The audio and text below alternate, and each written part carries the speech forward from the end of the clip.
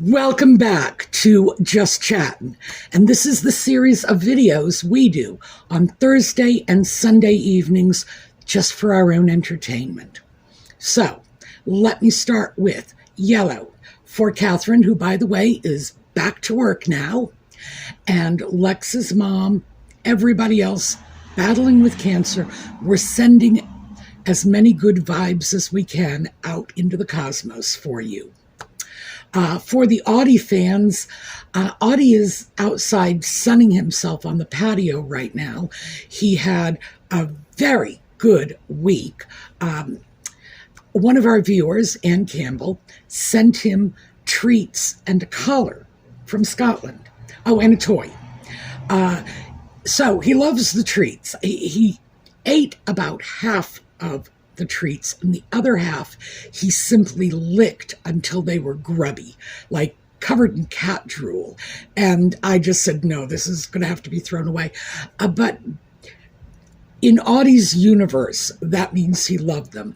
And I've really got to wonder about Anne, because she seems to be determined to give my cat a taste for imported cat treats. And it's not like I can get them around here. So Audie is just thrilled. He's probably in a food coma. She also sent him a collar. It's a beautiful collar, and I can't show it to you because he stole it last night, ran off with it. I don't know where it is. There's a bell on the collar. That's probably why he decided that too was a toy.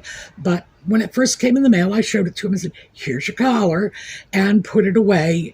And of course, he helped himself to it.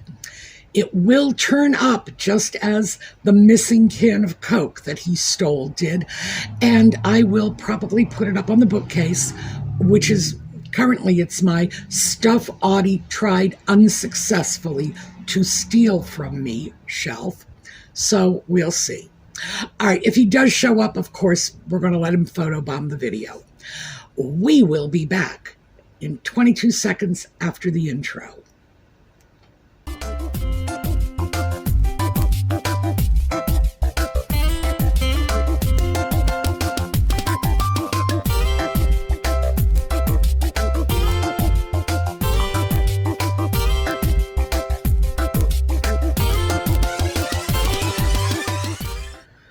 So as I imagine you gathered from the title of this video, we are going to talk about the top 10 things that are frosting people's cookies about the sock puppet.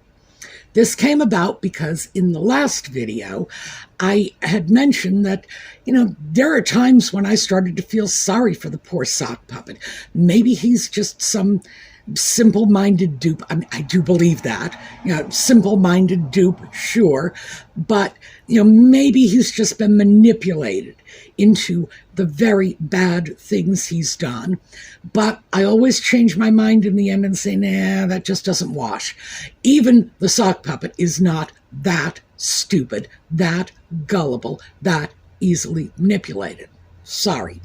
And many of our viewers have agreed, and I said, well, let's just revisit the reality of the sock puppet's behavior. Why is it we really can't deal with this guy and his horrendous behavior?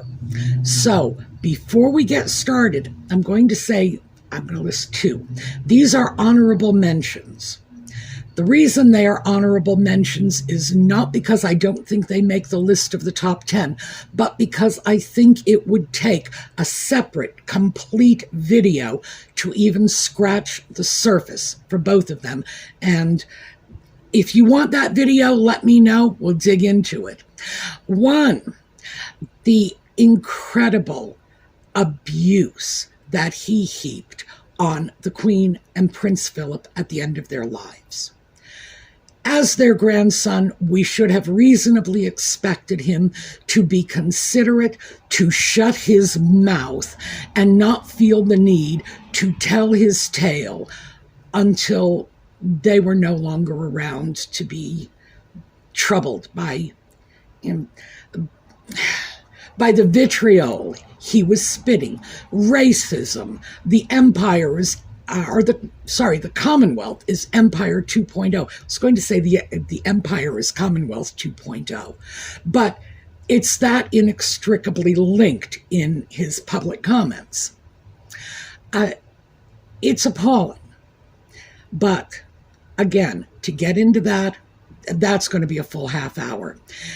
Number two is the extent to which he has abetted and connived with Nutmeg and her false narrative, things that we have to believe he knows to be false. How could he not?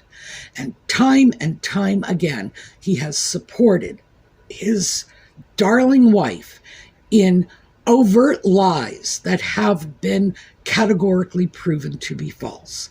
That's another one. So those are two honorable mentions. Now, the list, the 10 we're going to discuss, are in no particular order, but I will say this.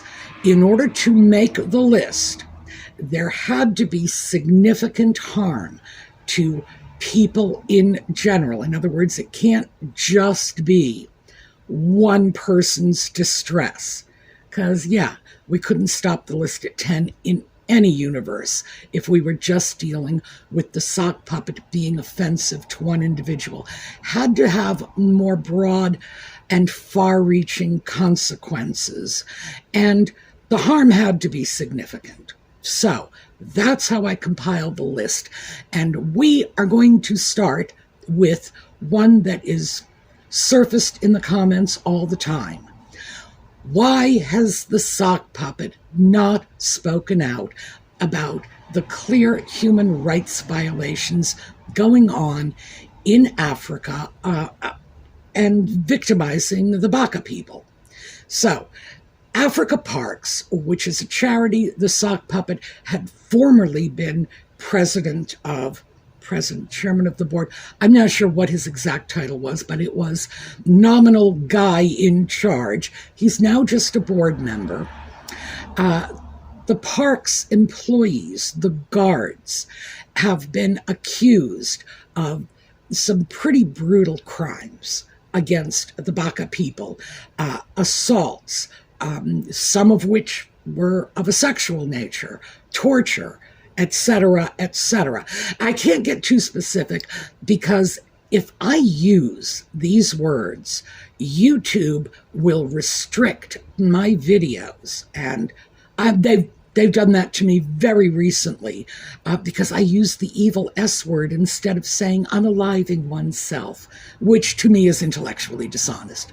So that's a path I don't like to tread. Regardless, there is a very serious set of allegations. There seems to be a body of evidence to support the allegations. And the sock puppet has not even stepped forward and said, we disapprove of this, which is the sort of thing anybody could be reasonably expected to say. I know virtually nothing about this. This is not my sphere of expertise. And I have to say that the political situation in Africa is extremely complex. And when you start to talk about the rights of indigenous populations, again, a whole new set of complexities here. But even I am willing to say, if those allegations are true, this is appalling. That's all. And I could stand behind that easily because it's not interfering with an ongoing investigation. It's merely a philosophical statement of opposition to very bad behavior, assuming it is true. And again, that may be a big assumption. I don't know. But the fact is he could at least come out and say something on behalf of what's going on over there. Many people have said he should disassociate himself from the organization. I don't know if that's appropriate necessarily until such time as the allegations are determined to have been valid. If that ever does happen, I don't know. That would be up to his conscience. But should he have come out at some point and said, if this is true, this is a bad thing? Well, yeah, duh. And we do get a lot of comments about that. So that's number one. Number two, and this occasionally comes up, it came up extensively shortly after his memoir was published, and that is Sasha Walpole. The sock puppet went into excruciating detail about his first sexual experience, characterizing this beautiful young woman, Sasha Walpole, as an older woman, and quite frankly, he was making her look like Mrs. Robinson from The Graduate. I was expecting it was going to be one of his friend's mothers or grandmothers from the way he described this, as I say, beautiful young woman in his book. And he did so with enough detail so that Sasha felt the need to out herself as the person he was speaking about before the media outed her. If it was going to get out there, she very intelligently decided it should be on her terms and not wait until she was sandbagged. Who knows, maybe at a PTA meeting, the woman is married with children, by some overzealous newspaper reporter. He forced her hand. He did. It was clear after the details about Sasha and her life came out in relation to the story in Spare that, yes, certainly almost everybody who knew the two of them at the time would have known who he was talking about.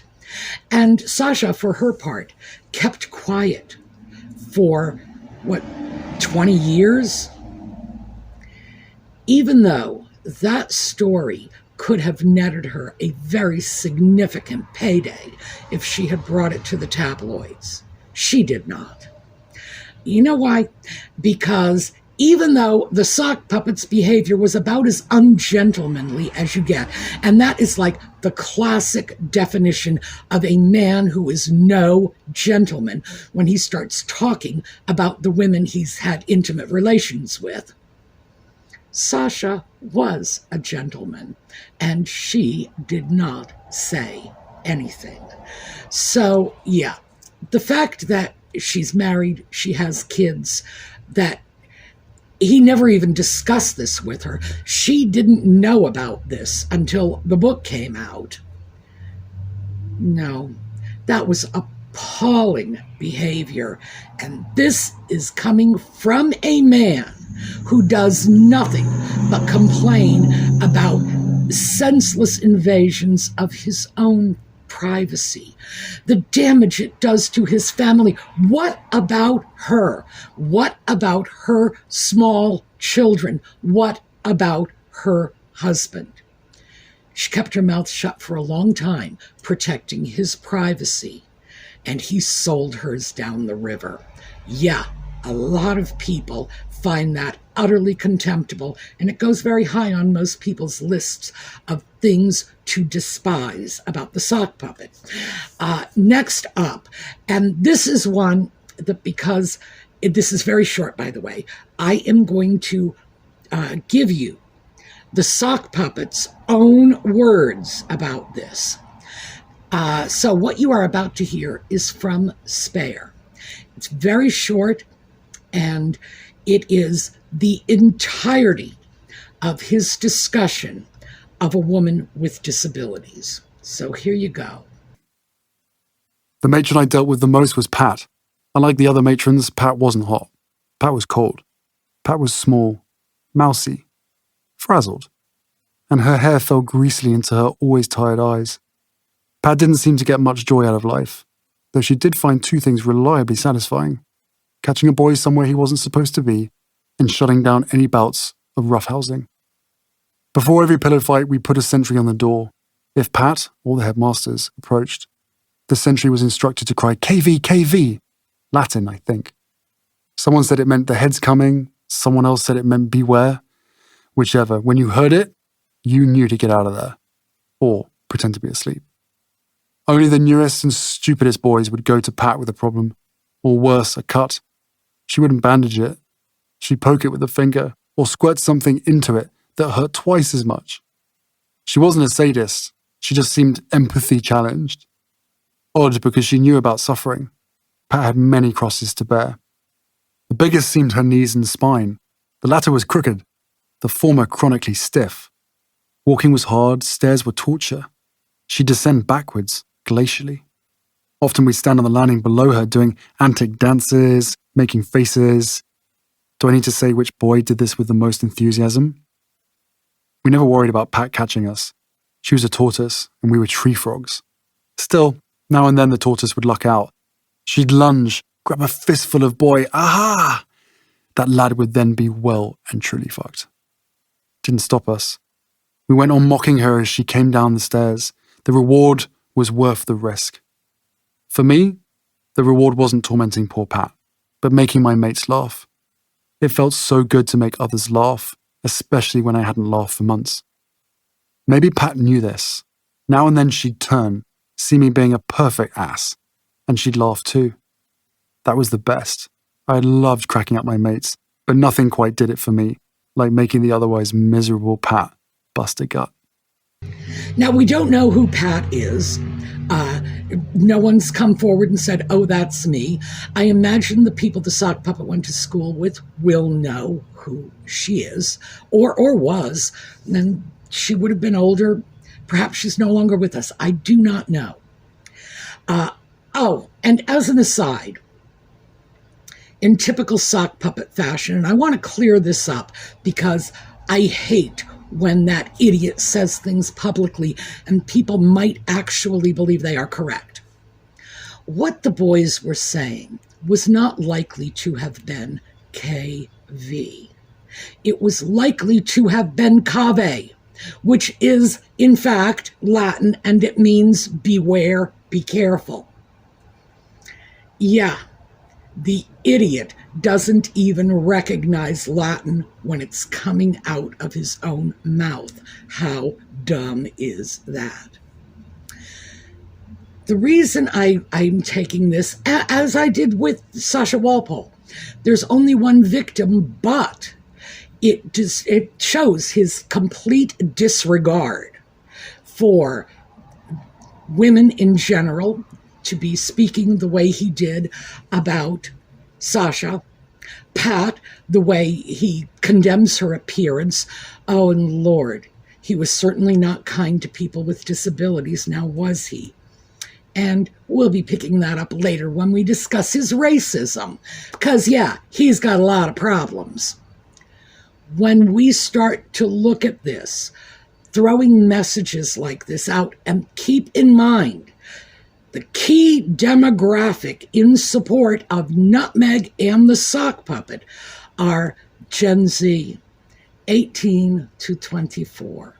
They are young people, and young people are easily influenced by the behaviors of the people that they admire. So yeah, throwing things out like that, encouraging young people in general to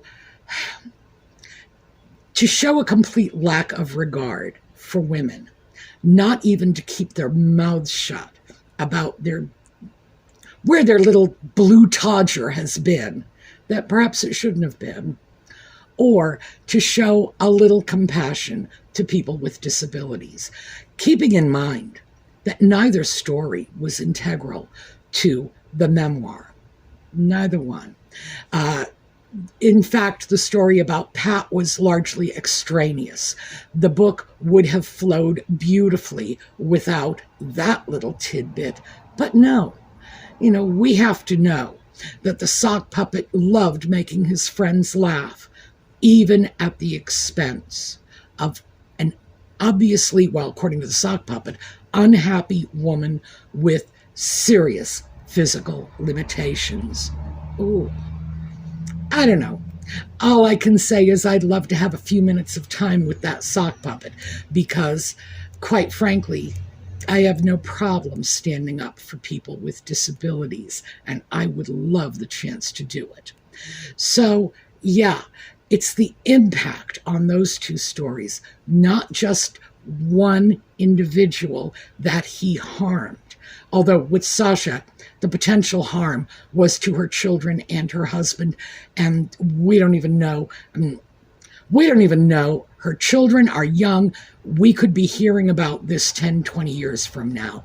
We don't know what it's going to be like for them growing up with this unfortunate telling tales out of school involving their mother thrown out to the public. So let's see what's next on our list. Oh my God. All right. I have to throw out a warning. I've got pictures. So for those of you who are squeamish about issues involving animals, I'll give you a yell when it's time to come back. This was something that has been coming up for a couple of years now. The sock puppet and his maltreatment of polo ponies. Now, I am an animal lover. You all know that. You've met my boss, Audie. I believe that polo as a game is inherently dangerous and abusive for the animals. I do not believe the animals have any choice in the matter, no matter what people will tell you. Oh, and polo enthusiasts will say, those ponies love to play polo. What? In what reality is this a logical defense? None. It just isn't. So, yeah, we've got a problem globally. And I've done a video about this. Horses have been badly injured. There was a dreadful situation in which a whole cargo vessel full of polo ponies died in transit. The conditions these animals face are entirely dependent on whatever standard the people dealing with them bring to bear. Are there international rules for the treatment of these animals? Well, if there are, I can't find them. And in any case, any such rules would be voluntary and not mandatory. So that's the overall picture. The sock puppet has been accused of harming individual horses. And we've got the pictures here of him on a horse, and you can see the blood on the horse's side from the spurs. Using spurs on polo ponies is considered bad form by many polo enthusiasts. They believe that it would be better if the rider could control the horse without jabbing metal spikes into its ribs. I don't know what to say. It's just, like I said, caveat for those of you who are not into this sort of thing. This is the kind of behavior that goes beyond making my skin crawl. It will keep me up at night because it's so disturbing to have those images in my head. And of course, the boss Audie doesn't like that sort of thing either. People are appalled by this. The sock puppet not only is not really being called out on it, although, as always, all of these stories are supported by articles in the video notes, and the media hasn't gone anywhere, and Netflix is still paying him money to do a show about polo. Wow, it's like, wow. The mind reels at this. And I, for one, will have nothing to do with Netflix for this alone. Even if I didn't have a dozen other reasons, this alone would be enough to convince me that Netflix will never get another dime from me as long as I live. Not even indirectly. So, yeah, that is huge. It's especially big for animal lovers. And the consequences of this one, as I say, he's putting it out there. He's lauding his polo activities. Look at me, I'm a polo player, yada, yada, yada. And do you think for one instant that his polo videos are going to show the images of that horse or talk about the slaughter of polo ponies in transit because no one even bothered to make sure they were humanely housed while they were being transported? No. We're not going to hear that. We're going to hear the glamour. We're going to hear about his bromance with Nacho. Come on. We're only hearing one side of the story, and the other side is pretty gosh darn grim. Okay, for those of you who departed for the warning about the pictures of the polo ponies, you can come back now. And let's see. We'll do one more, and then we're going to put the rest of this off until the next video. In Spare, the sock puppet had said that Catherine fit a mold. This is why William married her, because she was just the right type. In other words, the implication was that William didn't care for Catherine, that, well, in the sock puppet's own words, it's the difference between marrying with your heart and marrying with your head. Well, I have nothing against marrying with your head, but I will say that this criticism really didn't fit William and Catherine's marriage anywhere near as neatly as it fit the sock puppet's parents' marriage. His darling, beloved mummy was someone who fit a mold. And we all know Charles married Diana, and this has been so well documented. Charles married Diana, even though he truly wanted to be with Camilla, and we can see now that this is where he should have been. He married Diana because she was well accepted by the people. She was the people's princess before they even got married. The public just took to her. She was exactly what his great uncle, Louis Mountbatten, told him he should marry. Mountbatten said, "Go sow your wild oats and then marry a very young girl from the right family." Well, Mountbatten had his own niece, or his own granddaughter, Amanda Knatchbull, in mind. That was what he was looking for. He wanted his line to be on the throne at some point. He's a man I have virtually no respect for. He was very Machiavellian in that way. That's the advice he gave Charles. Charles, when Amanda declined, simply went off and found the next teenage young woman from the aristocracy, Diana, and married her. And look how well that worked out. So, marrying with one's head is not always a good idea. Marrying with one's heart is not always a good idea. And we see this play out, especially in Hollywood, every day of the week. People just fall head over heels in infatuation and never consider the consequences, go off, get married, 3 weeks later, get divorced.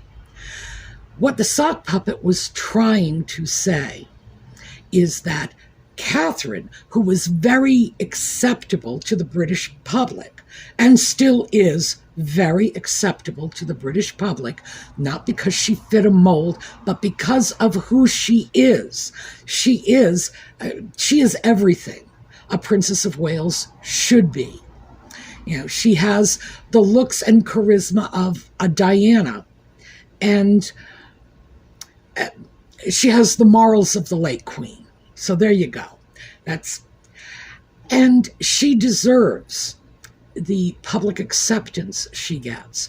The sock puppet was trying to suggest that William married the right girl, whereas he was following his heart and marrying someone the family disapproved of, which flies in the face of all of the evidence to the contrary, knowing that his family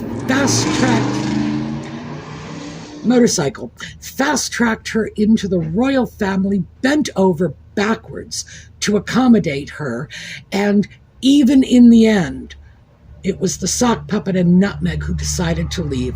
The royal family didn't kick them out. What he was trying to do was create a false dichotomy between Nutmeg and Catherine. And I say false dichotomy because, there are plenty of ways in which they are polar opposites. But this is not one of them. So, that is the first 5 on my list. I've still got 5 more, but I've run out of time. So we are going to take a look at a slideshow on the way out. I will hopefully see you all over the weekend for the Coffee and Conversation videos. And again on Sunday night when we will finish our list. My gosh, was I overambitious. I truly thought we could get through 10 of them in 1/2 hour. All right. Thank you so much for being with me. Oh, and let me just throw this out very quickly. People have been mentioning in the comments that their subscriptions to the channel have been dropped. I've mentioned this before. This happens to me all the time. Channels I subscribe to on YouTube just get purged periodically. Don't know what it is. I never hector you, as you know, to subscribe to the channel. You're free to be here whether you're subscribed or not. But if you do want to be subscribed, just check and make sure you are. Because, like I say, you're welcome here either way. All right, that's what I have for you. We are going to take a look at a slideshow on the way out and have a terrific day.